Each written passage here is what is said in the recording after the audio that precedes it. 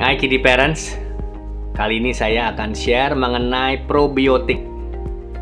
Kita sering mengenal kata probiotik, kita sering mendengar tentang probiotik. Kita juga sering mendengar mengenai istilah mikrobiom. Apa itu probiotik? Apa itu mikrobiom? Dan apa peran probiotik untuk kesehatan kita? Yuk kita bahas berikut ini.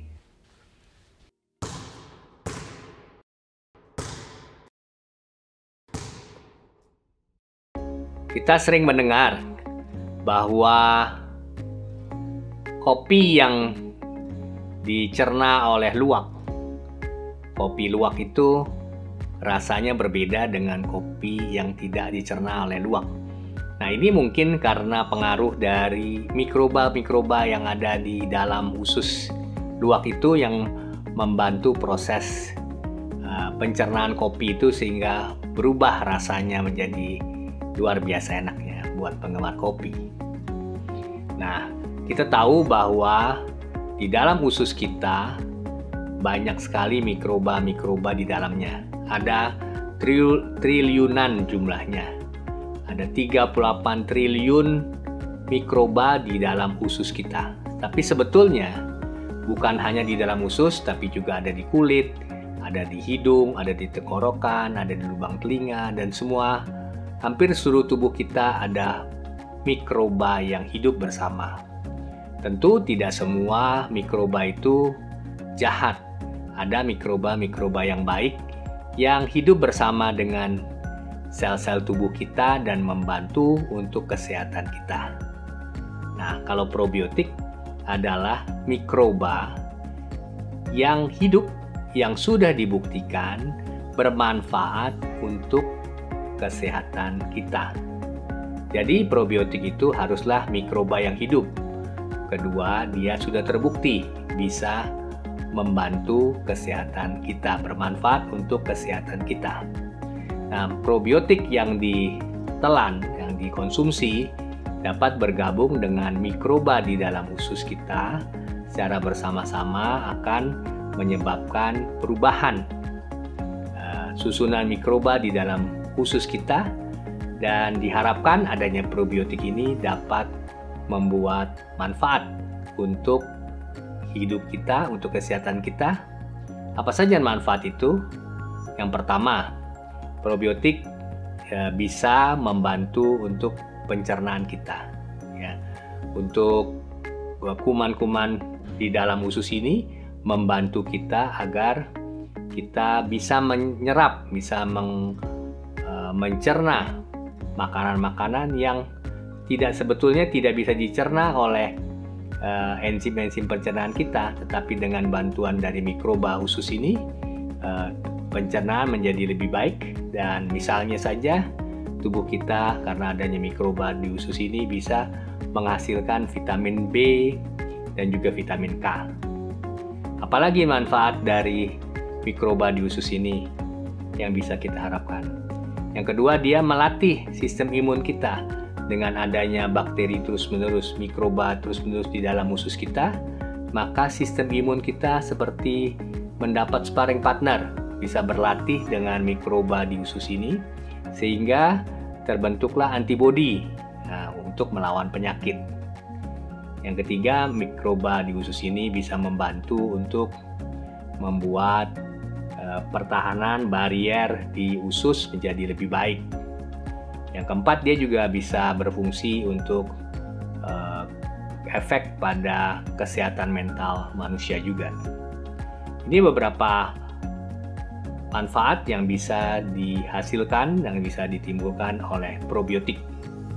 Untuk bisa memberikan manfaat, yang pertama, probiotik ini harus jumlahnya cukup banyak.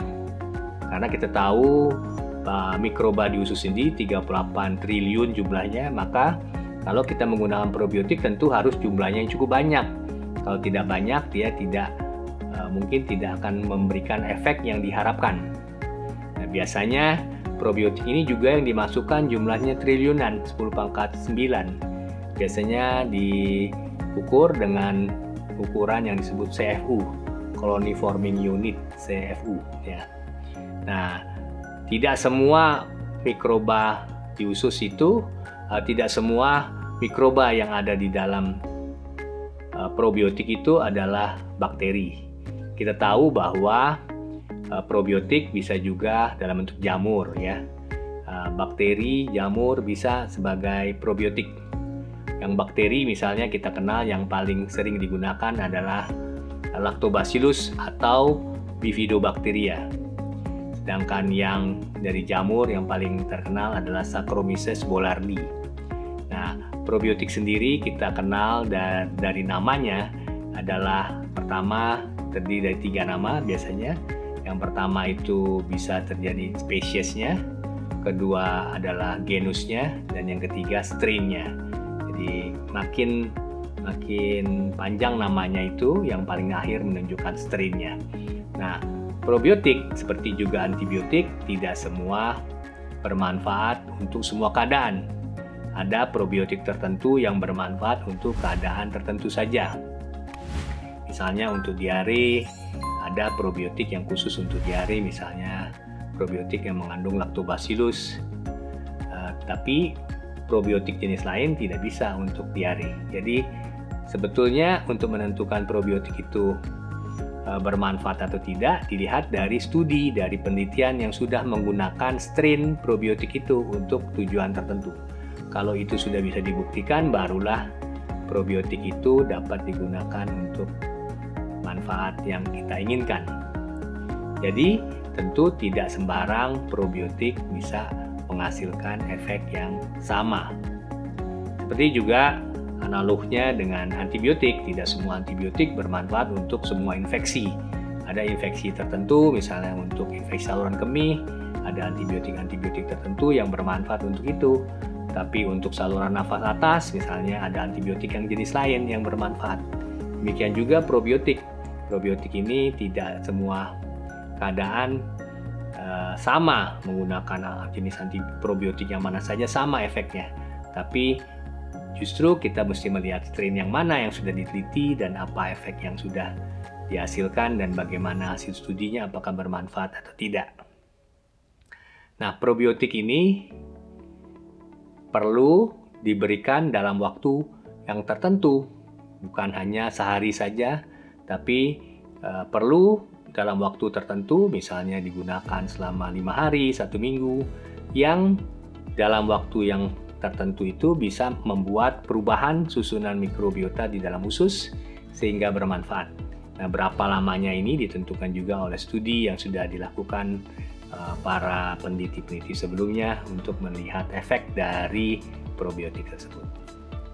Kita kenal probiotik alami misalnya yogurt, ya juga ada kimchi, tapi tentu kita perlu tahu bahwa apakah di dalam yogurt dan kimchi ini mengandung mikroba yang jumlahnya cukup untuk membuat perubahan di dalam tubuh kita. Jadi kita perlu tahu juga bahwa probiotik bisa bermanfaat, tetapi ingat bahwa probiotik itu harus hidup. Jadi kalau probiotik itu disimpan dan menyebabkan kematian dari mikrobanya, maka dia tidak lagi berfungsi sebagai probiotik. Dan kedua, dia sudah ada buktinya bahwa probiotik ini memang bermanfaat untuk kesehatan tubuh kita. Dan jangan lupa perhatikan jumlah yang diberikannya harus cukup banyak untuk bisa bermanfaat. Saya kira sharing saya hari ini sampai di sini, dan kalau ini bermanfaat jangan lupa share kepada teman. Dan bagi Anda yang baru pertama kali mampir di channel saya, jangan lupa subscribe dan tekan tombol lonceng agar Anda bisa mengikuti sharing saya minggu depan.